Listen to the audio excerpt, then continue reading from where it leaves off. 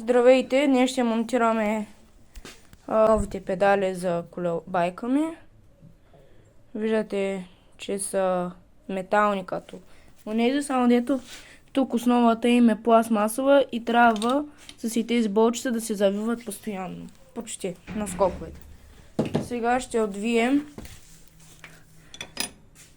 педалите. Ще отвием педалите. Ето така. Ето, вече го махнахме. Виждате, че тук пише, че е ляв. И трябва да се внимава с резбата, когато го завивате. Държите педала и с гаечния ключ отвивате. Ето е тук. Аз снимам с една ръка и заради това не мога. Виждате, че ето е тук е метално.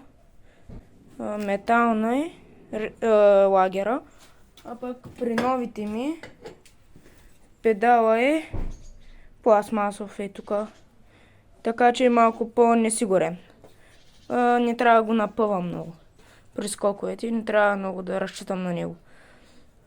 Иначе тежи, с тези бобчета е добре, като за 18 лева комплекта, що годи била.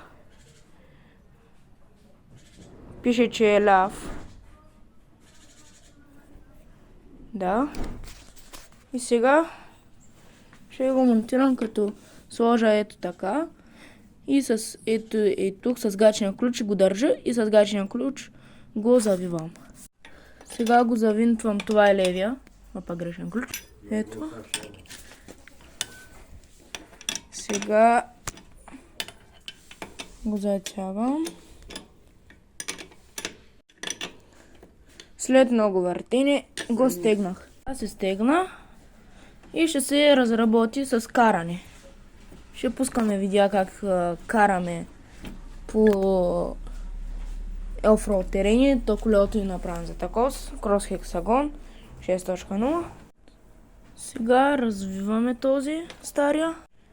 Когато го завивате, дясното се завива наляво, а дясното и лявото надясно. Наобратно, защото когато го завивате, са обратни резбите, защото когато карате назаде, мога да отвинтя, ето като правя, отвинтвам резбата. Ето и завивам, отвинтвам резбата и може да падне. Заради това го стягам. И се самозатяга по този начин.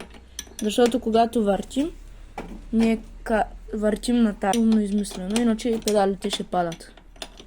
Ако са с еднакви, резби също. Само да го стегна. И готово. Вече имаме нови педали. Си ги раздвижа.